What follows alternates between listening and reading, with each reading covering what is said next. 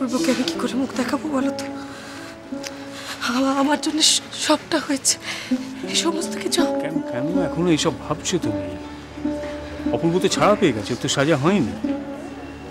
আর তুমি যে ভুলটা করেছো সেটা তোমার হয়ে পরিশোধ দিয়েছে। তুমি এভাবে ভাবছো, অপূর্ব যদি এভাবে না ভাবে, আমার জন্য কোটে কম টাকা পড়ে হয়েছে, আমার বড্ড লজ্জা করছে। অপূর্ব সেরকম ছেলেই নয় যে তোমার দোষ ধরবে। তুই ওই তোর আস।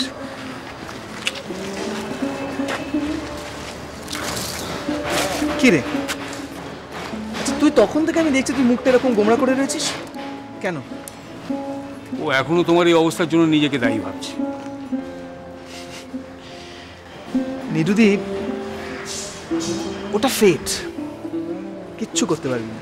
তুই যদি আমার নামে অভিযোগ নাও করতিস, হয়তো অন্য কেউ করতো। সিম্পল। আচ্ছা, আমি একটা কথা বুঝতে পারছি না, আজকে এই আনন্দের দিনে এসব কথা বলার মানে কি? যা শেষ ভালো তার সব ভালো। তাহলে আজকে আমরা কেন ভালো কথা বলছি না? ঠিক বলেছিস, তবে তুই এইভাবে লড়াই না করলে কি হতো সেটা কিন্তু খুব বলা কঠিন। জানিস নিরুদি, আমি কাঠগড়ে দাঁড়িয়ে দাঁড়িয়ে অবাক হয়ে তাকিয়েছিলাম পরীর দিকে। এই কি আমাদের সেই পরী? নিরুদি, তোর তো এই মেয়েটার জন্য গর্ব হওয়া উচিত। আর তুই এরকম মুখ গোমড়া হয়ে আছিস। তা নয় রে ভাই, আমি নিজেকে ক্ষমা করতে পারছি না। তুই আমায় ক্ষমা করে দিস। আজ নয় পরীর জন্য আমার মুখ রক্ষা হলো, ওর জন্যই শেষে আমরা। আরে আমি কিচ্ছু করিনি। অপূর্ব পিছে কোনো দোষ করেছে? করেনি তো। দোষ করেনি তাই ছাড়া পেয়ে গেছে। আমার জায়গায় যদি অন্য কেউ থাকতো তাহলে অপূর্ব পিছে ছাড়া পেয়ে যেত।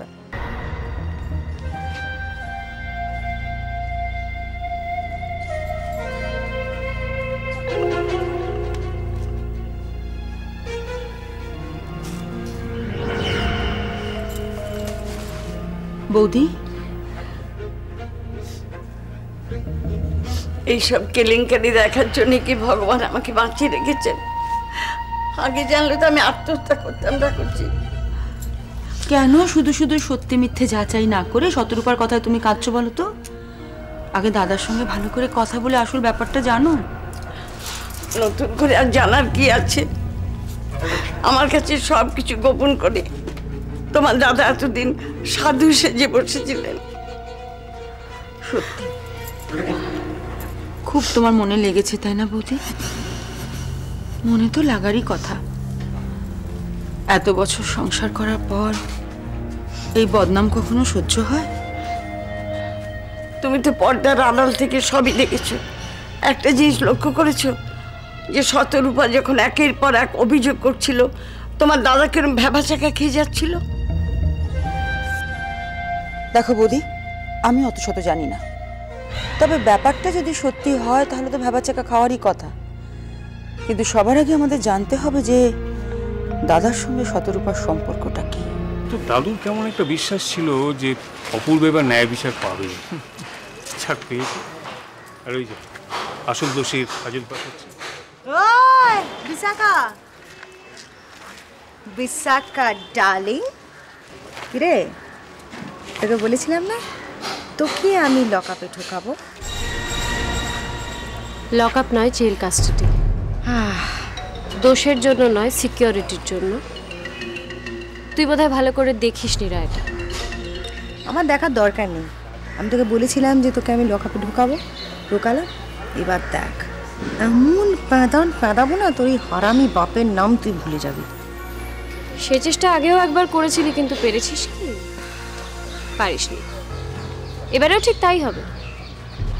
আমার যেদিন যে মুহূর্তে ইচ্ছে হবে আমি জেল থেকে বেরিয়ে আসবো, কারণ সম্পূর্ণটাই আমার নিজের ইচ্ছায় হয়েছে, সেটা বোধহয় তুই ভুলে যাচ্ছিস। পুরি, আমি বুঝতে পারছি না কার সঙ্গে তুই এত কথা বলছিস। বিশাখ, একটা কথা আছে জানো তো, খুব পুরনো কথা, অতি চালাকের গলায় ধরি। তোমায় দেখলাম ঠিক সেইটা মনে হয়। সত্যি তোমাকে এই অবস্থায় দেখবো আমি স্বপ্নেও ভাবিনি। বিদ্রুপ করছো? করো,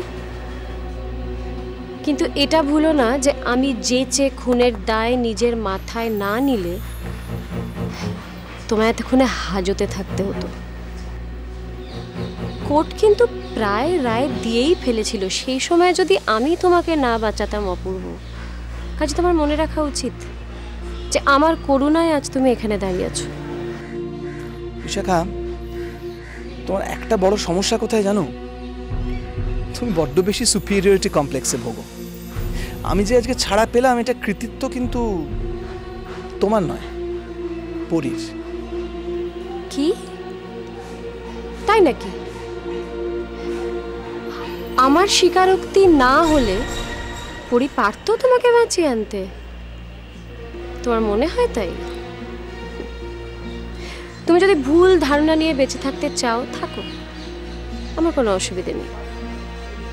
কিন্তু একটা জিনিস মনে রেখো অপূর্ব, আজকের পর থেকে তুমি যে বিশাখাকে দেখবে সে কিন্তু হবে সম্পূর্ণ অন্য মানুষ।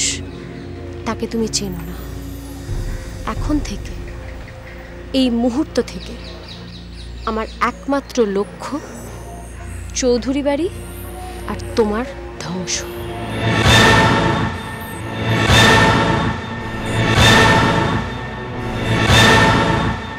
ওই, এত বড় বড় কথা বলিস না তো।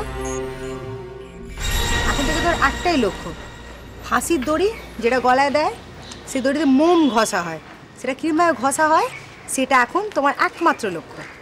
আর চৌধুরী বাড়ি নিয়ে একদম ভেবো না, সেটা আমার ওপর ছেড়ে দাও, আমি ভাববো। আর কারোর ধ্বংস তুই করতে পারবি না, নিয়ে যা। তুই বরং চৌধুরী বাড়ি নিয়ে ভাবাটা ছেড়ে দে, নিজেকে নিয়ে ভাব, সেটাই তোর পক্ষে মঙ্গল, কারণ আমি তোকে ছাড়বো না। তুই লকআপে বসে ভাব রে চৌধুরী বাড়ি নিয়ে। আর কতক্ষণ অপূর্বকে দাঁড় করিয়ে রাখবি? না, কিছু কাজ বাকি আছে। আমার জুনিয়রকে বলেছি লকআপ থেকে পেপারসগুলো নিয়ে কোর্টে শোটো করাতে হবে, তারপরে পিছে যেতে পারবে। উফ, আজকে যে আমি কি খুশি না আমি বোঝাতে পারবো না। অনেক দিন ধরে আমি ভাবছিলাম এই মাল বিশাখাকে আমি লকআপে ঢোকাবোই ঢোকাবো। চল চল চল। আমি কিচ্ছু জানতে চাই না। তোমার দাদা আমাকে ঠকিয়েছেন। তিল তিল করে আমি এই সংসারকে গড়ে তুলেছি। তোমার দাদার গায়ে যেন কোনো আঁচ না লাগে। তোমার দাদাকে আমি সবসময় আগলে আগলে রেখেছি, তারই প্রতিদান। কি করবে বলো বৌদি, মেয়েদের তো সবসময় অগ্নি পরীক্ষা দিতে হয়, আর ছেলেদের 7 খুন। তোমার দাদাকে আমি দেবতার মতো দেখে এসেছি। তার প্রতিটি কথা আমি আদেশ বলে মানতে চেষ্টা করেছি, আর তিনি আমার এই বিশ্বাস ভঙ্গ করলেন। দেখো, তুমি দাদাকে যাই বলো আর তাই বলো, আমি কিন্তু প্রথম থেকেই তোমাদের পই পই করে বলেছিলাম যে শতরূপাকে এই বাড়িতে আশ্রয় না দিতে। তুমি আর দাদা আমার কোনো কথা শোনোনি। আমি আর এখানে থাকবো না ঠাকুরজি।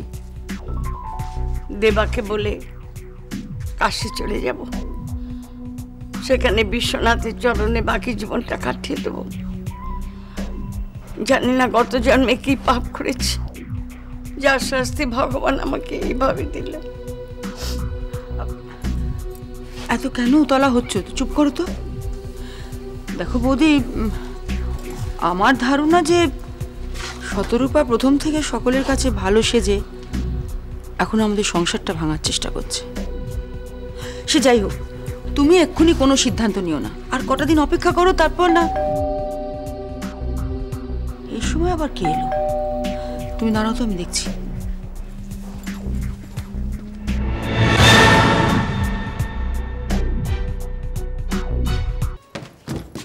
আরে তোরা চলে এলি? আরে এসো এসো এসো, সবাইকে ডাকো। কোর্টের রায় কি হলো? আরে এটা দেখে বুঝতে পারছো না কি রায় হলো? আর সবাই মিলে একসঙ্গে মিষ্টিমুখ করো, ডাকো ডাকো, সবাইকে ডাকো না। সব ব্যাপারে এত তাড়াহুড়ো করার তো কিছু নেই। এই তো এলাম, বাড়ির সকলকে বলি, তারপর নয় খাওয়া দাওয়া।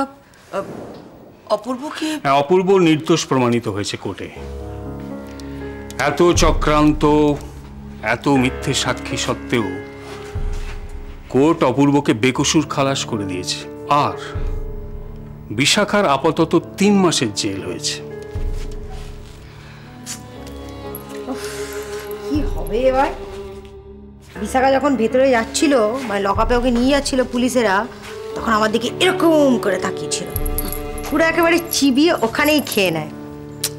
কি যে হলো, কোথা থেকে কি হয়ে গেল, বিশাখা সালি ভেতরে ঢুকে গেল। হ্যাঁ গো শিলিগুড়ি, তোমার তো বেস্ট ফ্রেন্ড। হ্যাঁ, কি মন তো দিয়েছিলে বলো তো কানে, যেরকম নিজে থেকে নিজের ঘাড়ে দোষ নিয়ে ভেতরে ঢুকে গেল। পরি, থাক না এসব কথা। আজকে আনন্দের দিনে ওই বিশাখার নামটাও মুখে এনো না, পরে কথা হবে এ নিয়ে। নিরু, পিসিকে মিষ্টি দাও। এখন থাক, আমি পরে খাবো, আমার মনটা এখন ভালো নেই। একটা রসগোল্লা খেয়ে দেখ, মনটা ভালো হয়ে যাবে। আয় তুই থাম। আরে কাছের সইয়ের জন্য মন খারাপ করছে, সই ভেতর ঢুকে গেছে আর একজন এখানে আছে, তাহলে কি করা যাবে? তোকে ভেতর ঢুকিয়ে দিই, চল দুজনে একসঙ্গে হাত ধরাধরি করে লকআপে থাকবি, লস্যি খাবি, ওম করে ঢেকুর তুলবি আর হরিনাম কীর্তন করবি, যাবি? পড়ি। পিসি, আমি আমার ভাই বলে বলছি না, অপূর্ব যে নির্দোষ প্রমাণিত হয়েছে এটা শুনে আপনার ভালো লাগেনি, তাই তো? একটা সত্যি কথা বলুন তো পিসি, একজন নিরপরাধ মানুষ যে শাস্তি পেল না, সেটা ভালো হয়নি? আমি জানতাম আদালতের এই রায়ে অনেকেই খুশি হবে না। এই চৌধুরী পরিবার যে এত বড় একটা দুর্যোগ থেকে বেরিয়ে এলো, সেটা কারো কারো পছন্দ নয়। আচ্ছা, এতক্ষণ হয়ে গেল আমরা চলে এসেছি, দাদু ঠাম্মা কারো তো কোনো খবরই নেই, তারা কোথায়? এমন একটা আনন্দের দিনে এরকম একটা অঘটন ঘটবে। অঘটন কেন, কি হয়েছে? কি হলো? চুপ করে থাকবেন না, কি হয়েছে বলবেন তো? দাদু ঠাম্মা সব কোথায়? দাদা নিজের ঘরে, আর বৌদি ঠাকুর ঘরে বসে কান্নাকাটি করছে। মা কাঁদছে কেন?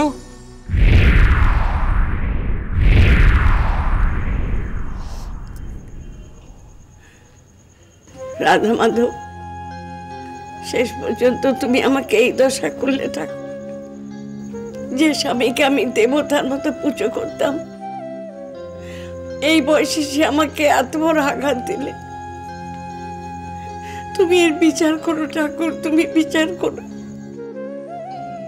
আমার সন্দেহ যদি সত্যি হয়, তাহলে আমি ছেলে মেয়েদের কাছে কেমন করে মুখ দেখাবো ঠাকুর, কেমন করে মুখ দেখাবো?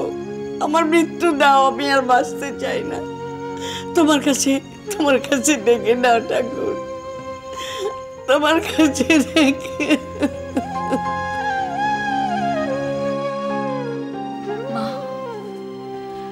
মিস্টার চৌধুরী তোমাকে চিনতে পারলেন না,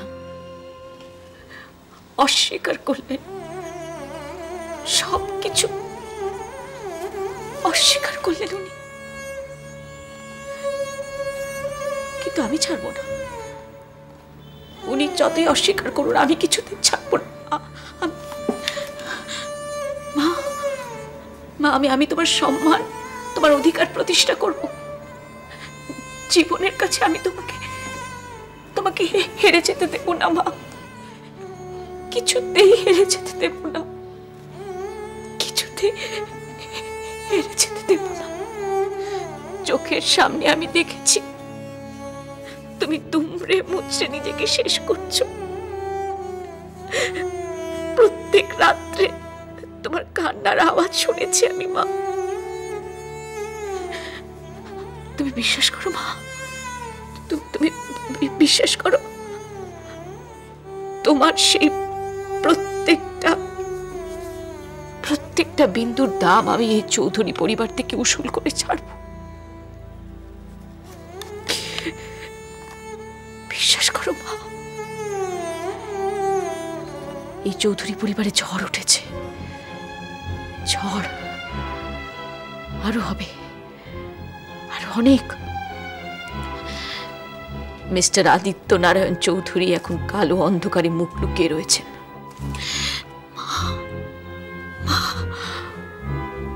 ওনাকে আমি আলোতে টেনে আনবই।